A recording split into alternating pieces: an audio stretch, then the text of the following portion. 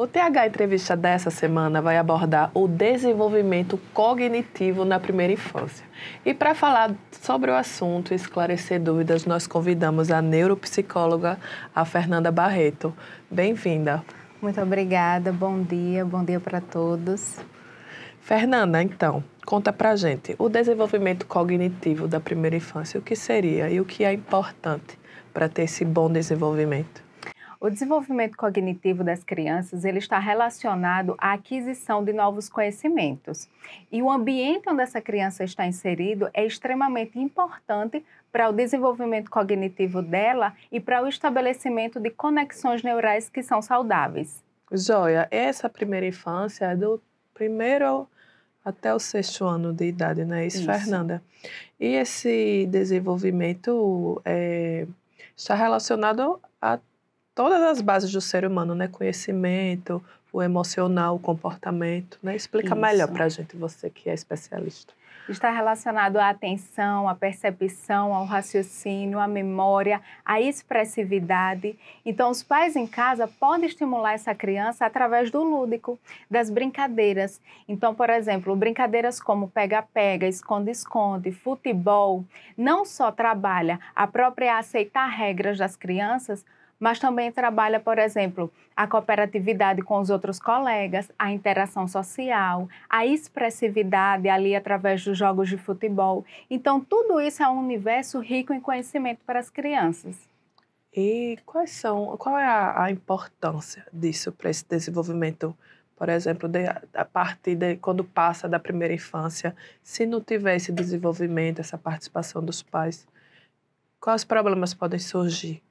Esse desenvolvimento cognitivo ele acaba ficando um pouco limitado e isso pode gerar problemas futuros. Por exemplo, se essa criança ela tem uma rotina estruturada com algumas atividades como brincadeiras ao ar livre, a própria música, leituras, brincadeiras como quebra-cabeça, pintura, tudo isso estimula atenção, memória, raciocínio, pensamento, criatividade. Então, a gente consegue que esse desenvolvimento seja pleno e satisfatório.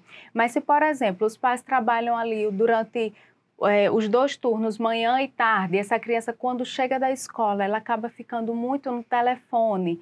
Isso limita o desenvolvimento. As pessoas muitas vezes ainda, infelizmente, têm uma certa dúvida com relação a excesso de tela causa autismo. Não causa, gente, porque o autismo é um transtorno do neurodesenvolvimento.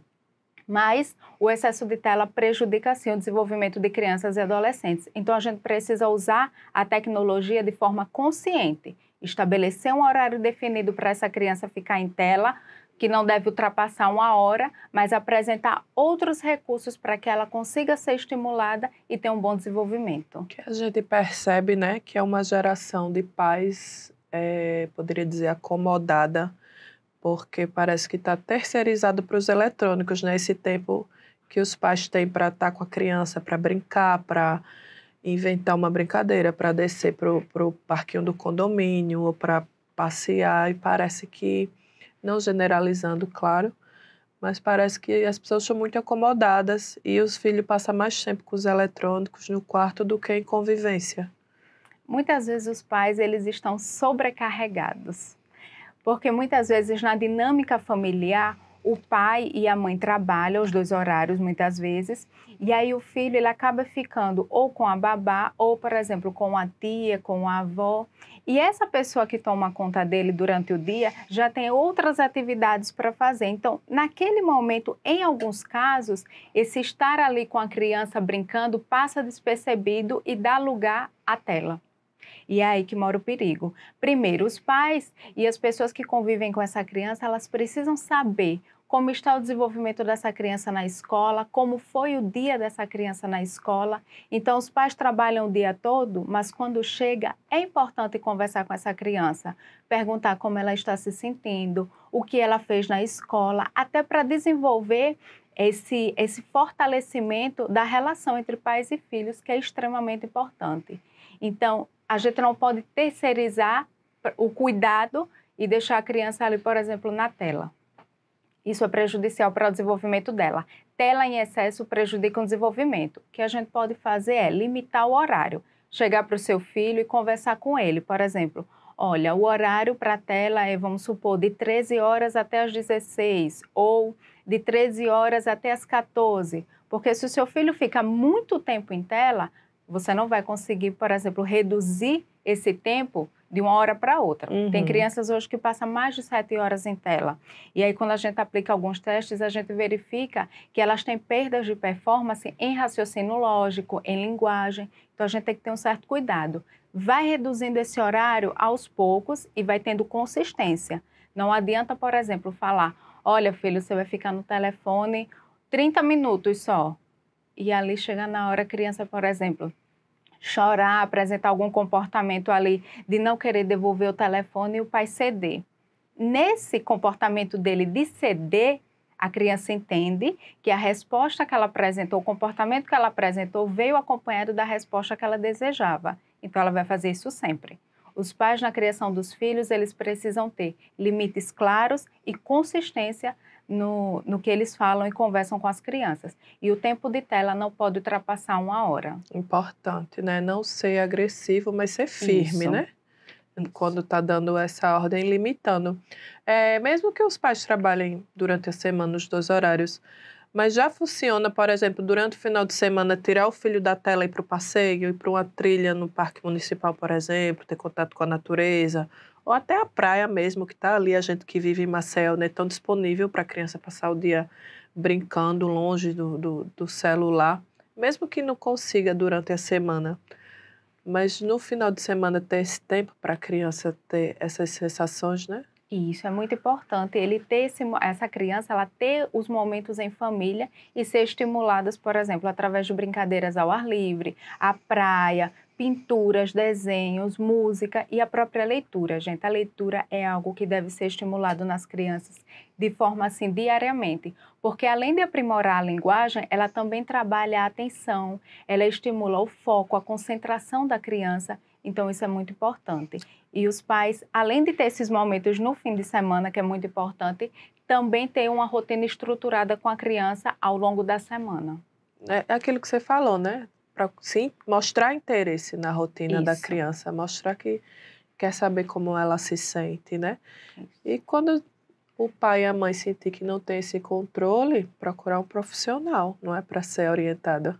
É muito importante. Hoje existe treinamento com os pais, eu realizo. Então, é um momento onde os pais eles podem não só verbalizar o que eles sentem diante da criação dos filhos, que a gente sabe que é um desafio, mas também eles vão aprender como fortalecer a relação entre pais e filhos e, claro, toda uma dinâmica familiar muitas vezes precisa ser mudada para que a gente consiga um desenvolvimento familiar bom para todos, não só para os filhos, mas também para os pais. Fernanda, muito importante, né? O tema que às vezes parece corriqueiro, todo mundo sabe, é tão óbvio, mas em muitas famílias está cada vez mais difícil e distante, né? Essa convivência, essa criação, essa criança que tem essas sensações, né? De mundo, de sol, de natureza, de sair daquele mundo da tela. Então, se você quiser se despedir mandando um recado para essas famílias, fique à vontade. Gente, é muito importante que você que é pai, que é mãe, que está nos assistindo, né? Entenda que a sua presença no convívio com o seu filho é extremamente importante, mas não é só a presença física, é o conversar, é o contato visual, é permitir que essa criança ela se sinta acolhida, que ela possa fortalecer essa relação com você e se sentir à vontade para contar, por exemplo, como foi o dia a dia dela, o que ela está como ela está se sentindo, se ela tem algum medo, se, por exemplo, essa volta às aulas está gerando nela alguma ansiedade. Então, esse universo infantil, ele é muito rico, mas também é preciso que os pais estejam ali, atentos e tendo cuidado, conversando com essa criança para que a gente consiga um desenvolvimento bom, mas também um fortalecimento inicial da relação entre pais e filhos na primeira infância. Porque assim a gente consegue, criando crianças saudáveis, a gente consegue adultos saudáveis e resilientes. Muito importante, fica aí a dica da neuropsicóloga Fernanda Barreto. E esse foi o TH Entrevista dessa semana.